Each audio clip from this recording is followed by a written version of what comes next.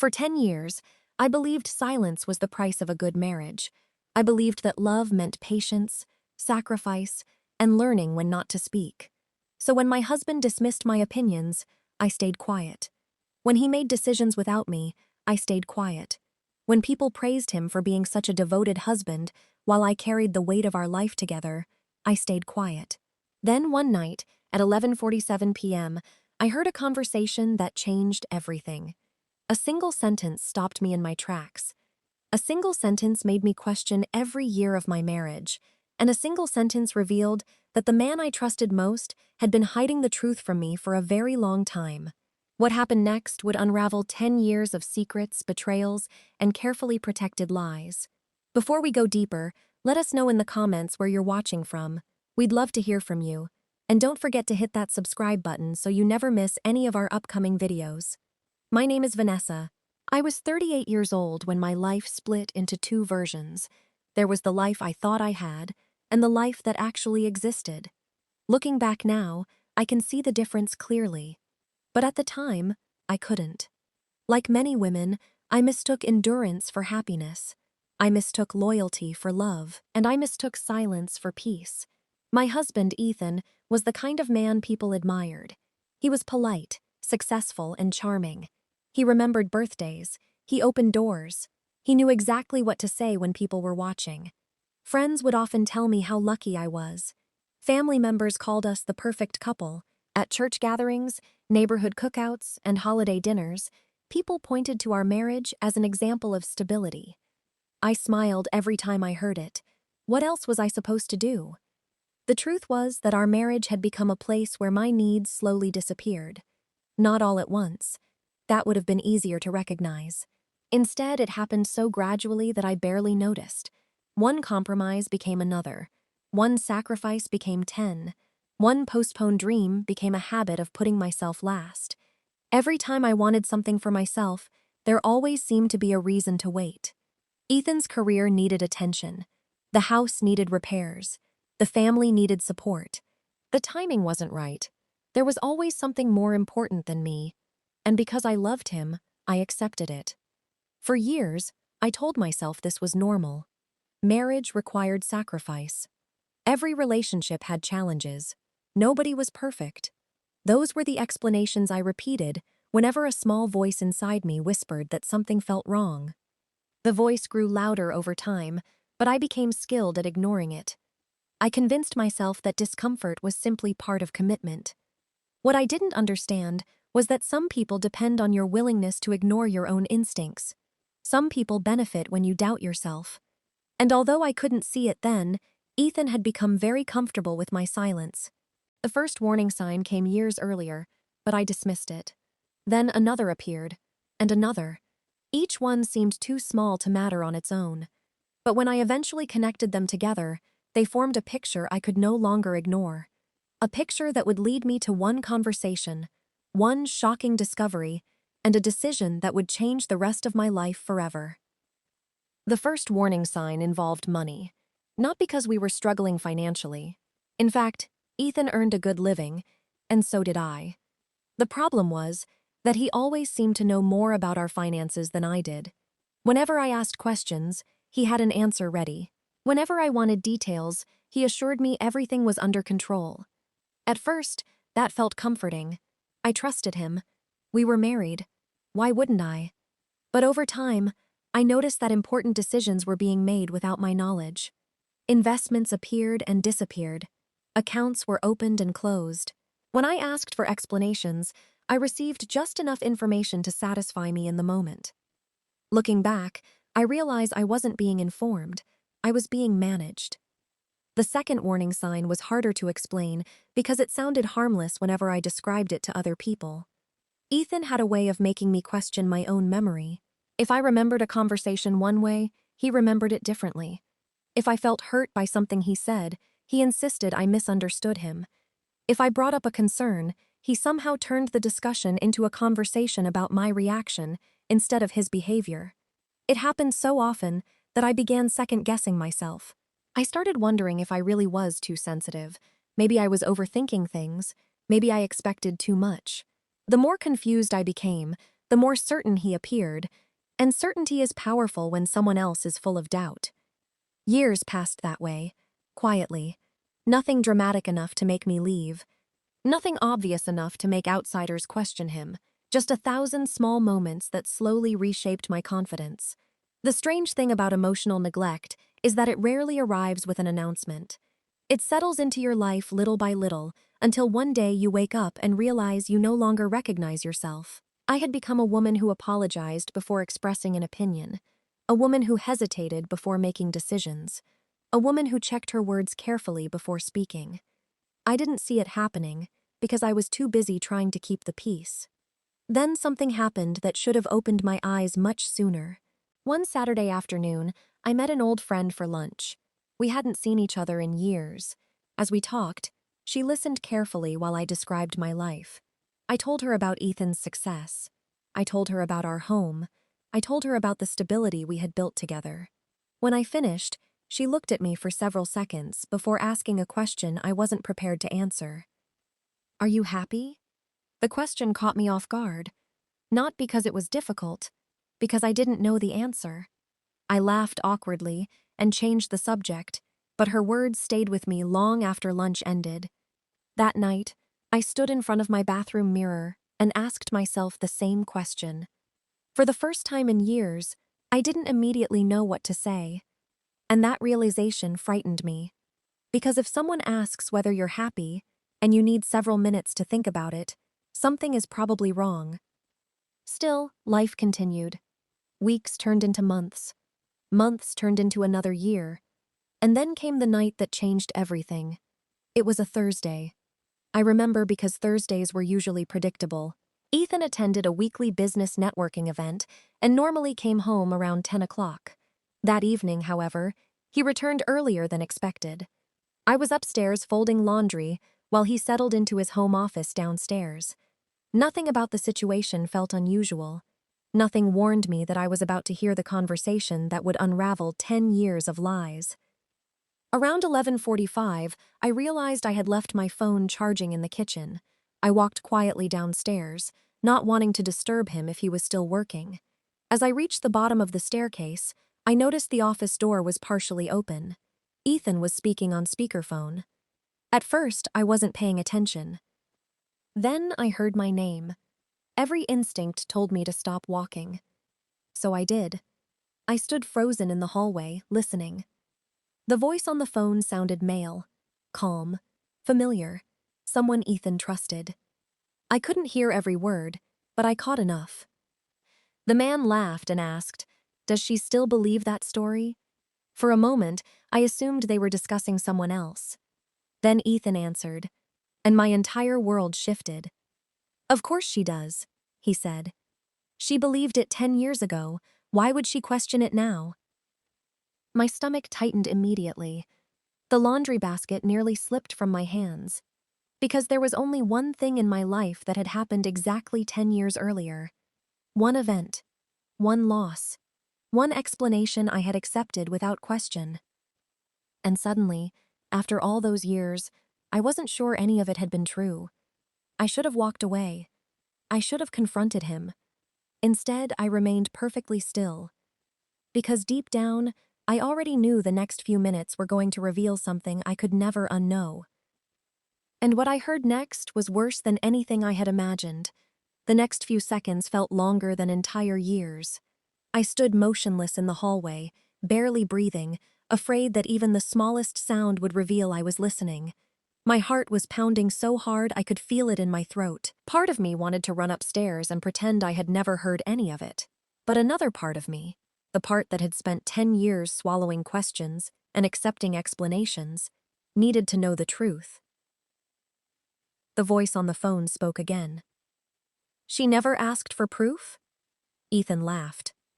Not a nervous laugh, not an uncomfortable laugh. The kind of laugh people use when they're absolutely certain they've gotten away with something. "No," he replied. "She trusted me." For some reason, those 4 words hurt more than anything else. She trusted me.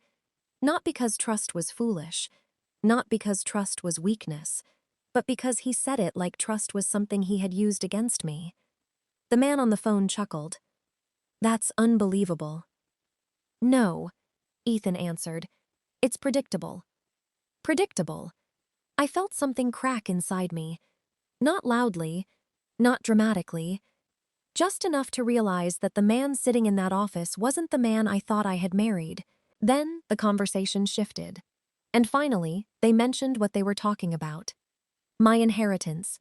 The inheritance my grandmother had left me 10 years earlier. The inheritance I was told had disappeared after a failed investment. The inheritance Ethan had spent years claiming was lost forever. I felt the room tilt, because I remembered every detail. I remembered sitting beside him at our kitchen table. I remembered crying. I remembered blaming bad luck. I remembered him holding my hand and promising we'd recover together. I remembered believing every word.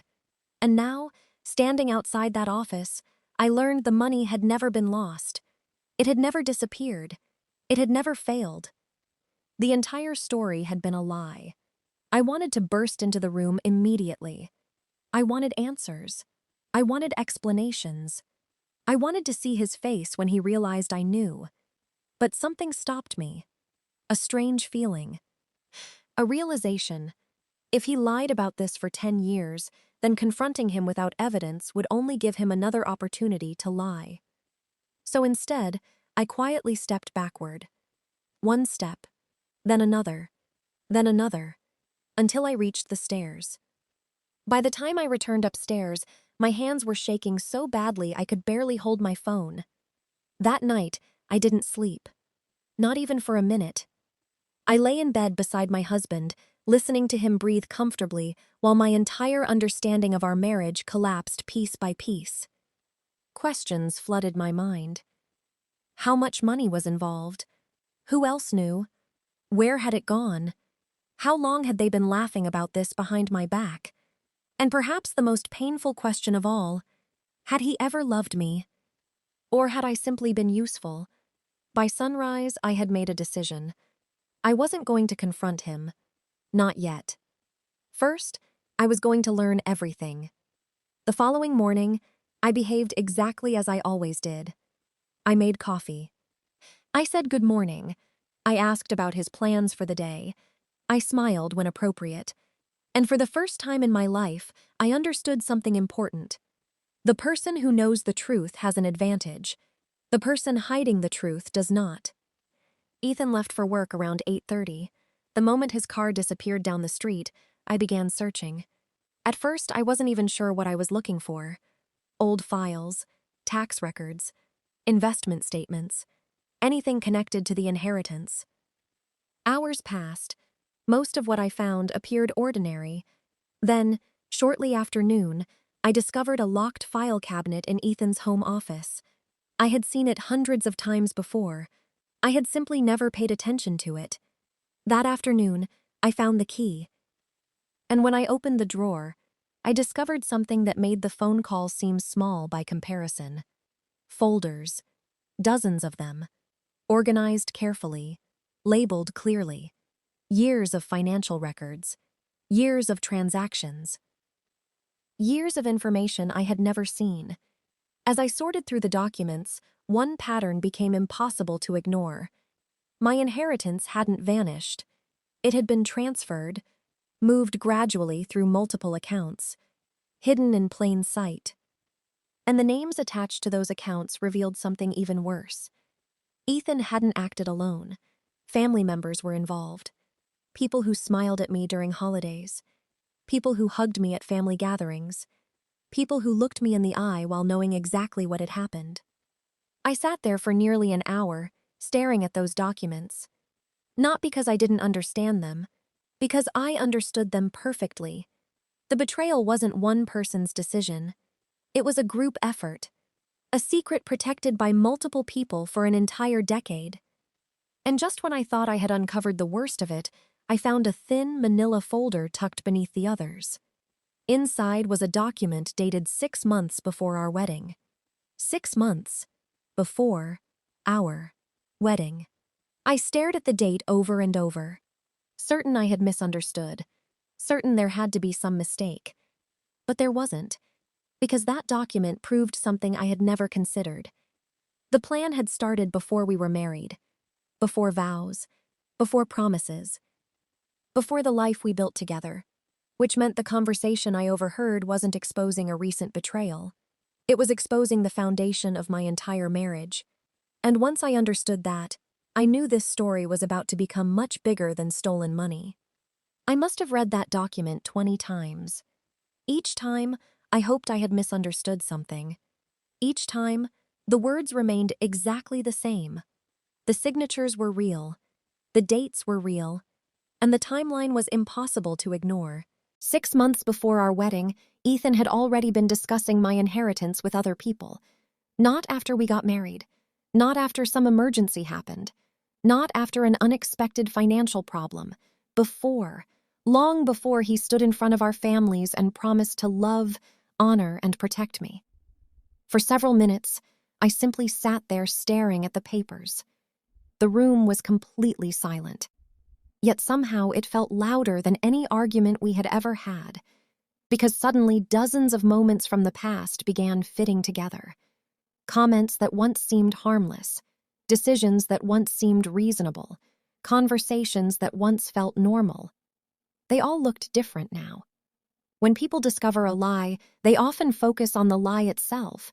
What hurts more is realizing how many memories were built around it. I wasn't just questioning one story. I was questioning 10 years of stories, 10 years of explanations, 10 years of trust, and the deeper I looked, the worse it became.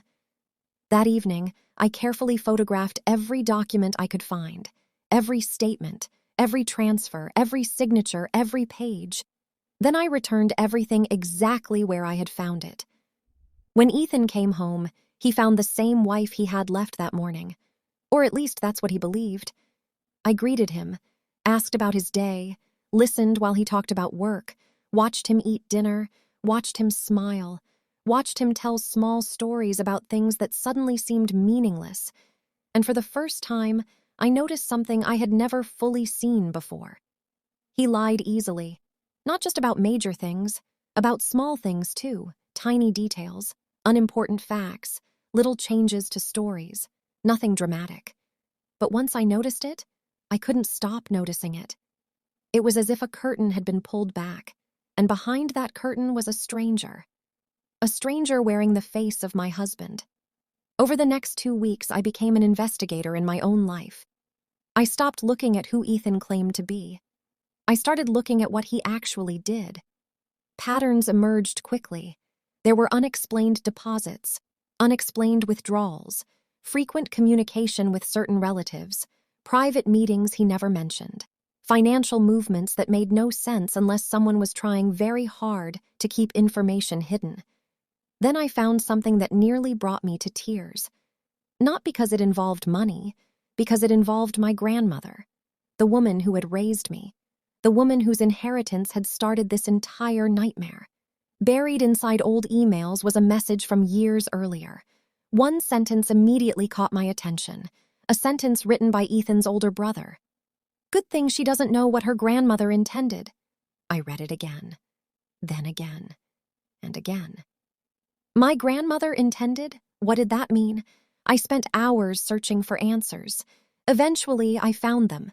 And when I did, I finally understood why they had worked so hard to keep me in the dark.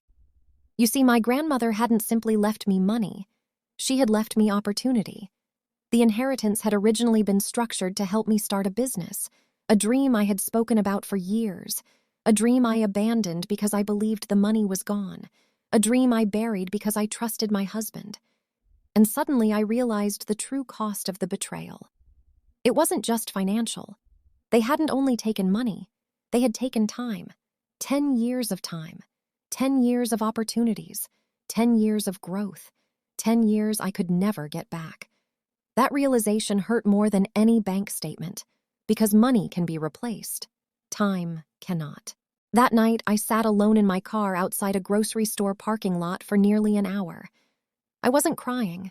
I wasn't angry. I was grieving.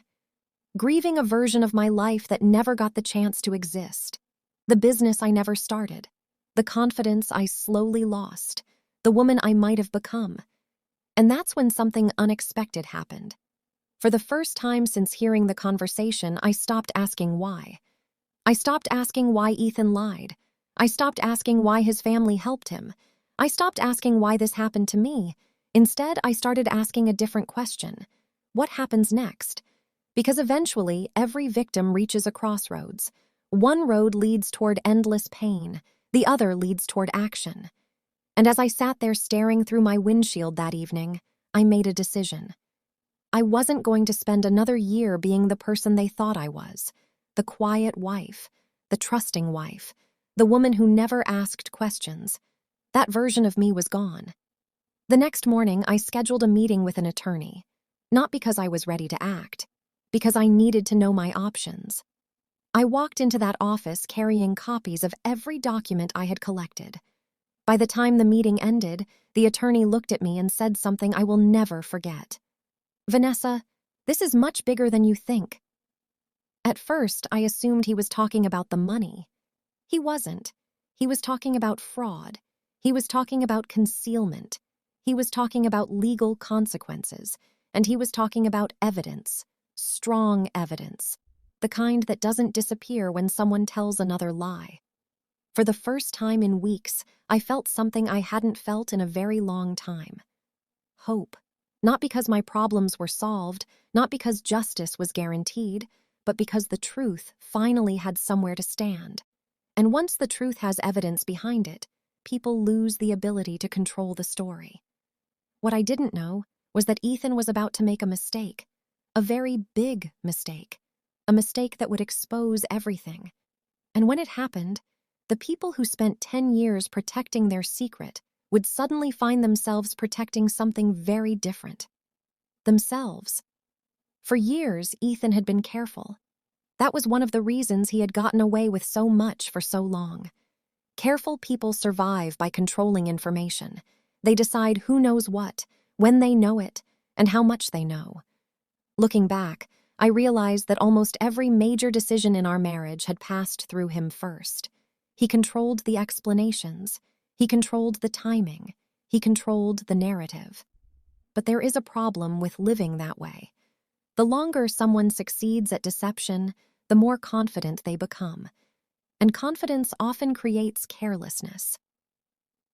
A week after my meeting with the attorney, Ethan made the mistake that changed everything. It happened during a family gathering. One of those ordinary Sunday afternoons that looked perfect from the outside. His parents were there. His brother was there. A few cousins stopped by. Food covered the dining room table. People laughed. Children ran through the house. The scene looked warm and welcoming. The kind of family gathering people post online with captions about gratitude and blessings. I spent most of the afternoon observing, listening, watching, paying attention, and then I noticed something strange. Every time the conversation moved toward finances, Ethan's brother became nervous.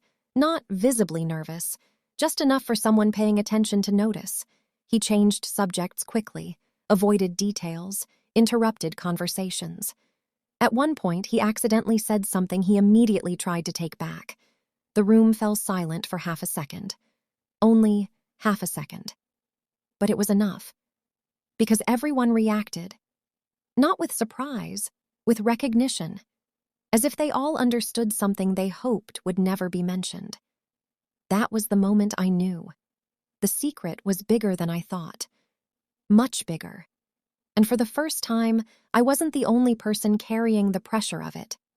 They were feeling it too. Over the following days, I continued gathering information with my attorney. Every document strengthened the case. Every record filled another gap. Every answer created 2 new questions. Then one afternoon, my attorney called. His voice sounded different, more serious, more focused. "There is something you need to see." I drove to his office immediately. When I arrived, he placed several documents on the table. At first, they looked ordinary. Then he pointed to a series of transactions. The dates stretched back years.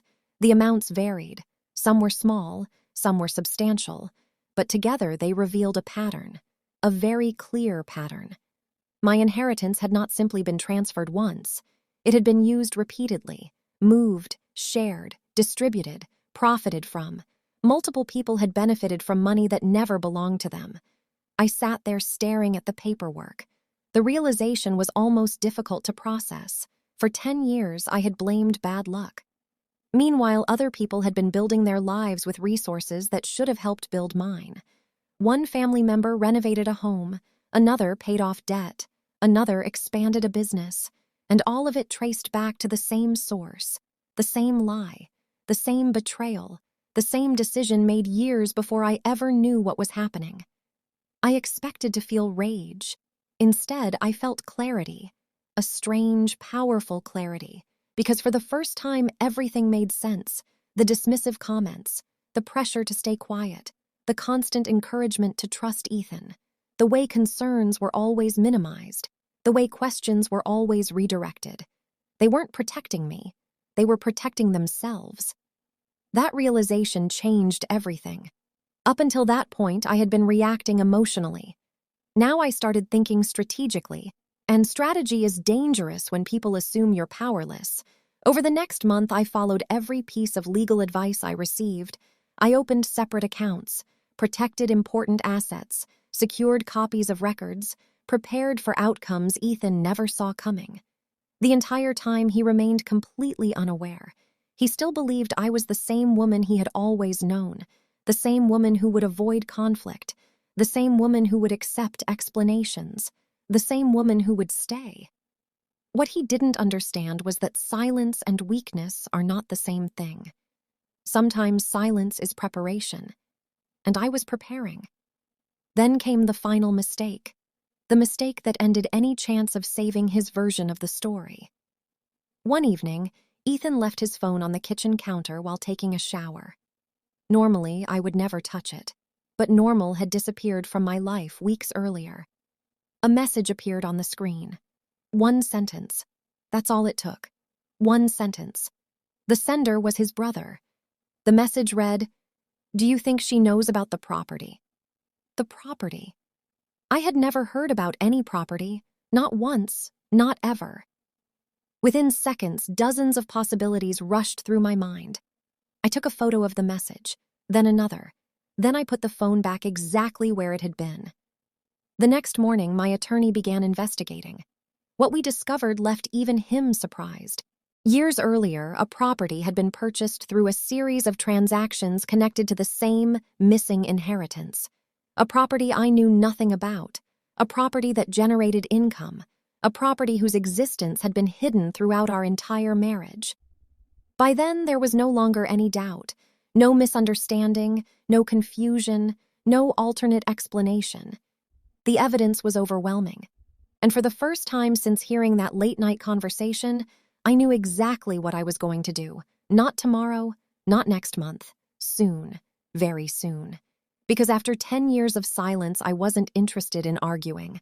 I wasn't interested in shouting. I wasn't interested in hearing excuses. I wanted something much more valuable. The truth, in the open, where everyone could see it. And the opportunity to finally ask one question that nobody in that family expected me to ask. A question that would bring years of deception crashing down in a single afternoon. A question they thought I would never be brave enough to ask. They were wrong, and they were about to find out exactly how wrong they were. The strange thing about reaching the truth is that the closer you get to it, the calmer you become. A few months earlier, I would have imagined myself screaming, crying, demanding answers. I would have imagined dramatic confrontations and emotional speeches. But by the time the evidence was sitting in folders on my attorney's desk, most of my anger had already changed into something else. Resolve. Because once a person sees reality clearly, there is nothing left to debate. The facts speak for themselves. And the facts were devastating. The hidden accounts, the transfers, the property, the emails, the years of concealment, the involvement of multiple family members. The evidence painted a picture that no amount of charm could erase. My attorney and I spent several weeks preparing carefully. Every document was organized. Every timeline was verified. Every claim was supported. We weren't building a story. We were documenting one. During that time, Ethan continued living as though nothing had changed. He joked during dinner, talked about future vacations, discussed retirement plans, mentioned things we would supposedly do together in the years ahead. Every time he spoke about the future, I wondered whether he actually believed those plans would happen, or whether he simply couldn't imagine a future where I finally stopped believing him. Then came the day everything changed. It was a Saturday afternoon. The same house, the same dining room, the same family members who had spent years protecting a secret. Except this time, I was prepared. I invited everyone over under the excuse of discussing an important family matter. No one seemed suspicious. Why would they? For 10 years, I had been predictable, reliable, quiet, safe. When everyone arrived, the atmosphere felt normal. People talked, people laughed, people ate. For nearly an hour, I allowed the gathering to continue exactly as they expected. Then I stood up and asked for everyone's attention. The room slowly became quiet. I looked around the table, at Ethan, at his brother, at his parents, at every person who had benefited from my trust. Then I asked a simple question. Does anyone here want to tell me what happened to my grandmother's inheritance? The silence was immediate. Not confusion, not surprise, silence. The kind of silence that appears when people know exactly what you're talking about. No one spoke. No one moved. Several faces lost color. Others stared at the table. And for the first time in 10 years, I wasn't the most uncomfortable person in the room. Ethan recovered first. He attempted a smile, a weak one, the kind people use when they desperately need control. Vanessa, what are you talking about? I expected that response. In fact, I had counted on it. Without saying a word, I placed a folder on the dining room table, then another, then another. The room remained silent as documents spread across the surface. Bank records, property records, emails, financial statements, timelines, evidence, the truth. I watched Ethan's expression change as he recognized the paperwork. Confusion became concern. Concern became fear. And fear became something I had never seen on his face before. Defeat. Because in that moment, he understood something important. The conversation he thought I never heard had led me here. His brother looked down. His parents looked away. Nobody volunteered an explanation. Nobody offered a defense. Because facts are difficult to argue with, especially when they're printed on paper. For several minutes, nobody said anything. Then Ethan finally spoke. What do you want? The question almost made me laugh, because after 10 years of lies, he still thought this was about negotiation, as though there was a deal to be made, as though trust could be purchased after it had been stolen. I looked directly at him. Then I answered honestly. I want the truth. Not part of the truth, not a revised version, not another carefully managed explanation. The truth, the entire truth. And over the next hour, pieces of it finally emerged. Not willingly, not proudly, but inevitably. The inheritance had never been lost. The property existed. The money had been distributed. Family members had benefited. People had remained silent. And perhaps most painful of all, the deception had begun before our wedding. Exactly as the documents suggested. I wish I could tell you their confessions brought satisfaction. They didn't. Because some truths arrive too late. No explanation could return the years I lost. No apology could restore the opportunities that disappeared. No confession could rebuild the trust they destroyed. The meeting ended without shouting, without drama, without chaos, just people sitting quietly with the consequences of their own decisions. As everyone left the house, something unexpected happened. Ethan stopped at the front door. For a moment, he looked like a man searching desperately for the right words. Then he asked a question. Are you really going to throw away 10 years? I remember staring at him, not because I needed time to answer, because I finally understood how differently we viewed what had happened. In his mind, I was throwing away 10 years. In my mind, he had already done that. A long time ago. I simply hadn't known it yet. So I looked him in the eye and gave him the most honest answer I had ever given. No, Ethan, I paused. You threw them away. Then I closed the door. And for the first time in a decade, the silence inside my home felt peaceful. Not lonely, not painful, peaceful. Because there is a difference between being alone and being free. For years, I thought freedom meant having the perfect marriage, the perfect family, the perfect life. I was wrong. Freedom arrived the moment I stopped protecting people who never protected me. The moment I stopped carrying secrets that were never mine. The moment I stopped confusing loyalty with self-sacrifice. The legal process that followed took time. Some assets were recovered, some weren't. Certain relationships ended permanently, others faded naturally. Justice, I learned, doesn't always look the way people expect. Sometimes justice is not getting everything back. Sometimes justice is simply refusing to lose anything else. Today, when people ask how I survived discovering that my marriage was built on deception, I tell them the truth. I didn't survive because I was strong. I survived because eventually I got tired of betraying myself. And if there is one lesson hidden inside this story, it is this. The people who benefit most from your silence will often be the first people upset when you find your voice. After 10 years of staying quiet, I finally spoke. And once I did, everything changed. So let me ask you, if you discovered the people closest to you had been hiding the truth for years, would you confront them immediately, or would you gather evidence first? Let us know in the comments below. And if this story stayed with you, don't forget to subscribe, because sometimes the quietest betrayals create the biggest turning points in a person's life.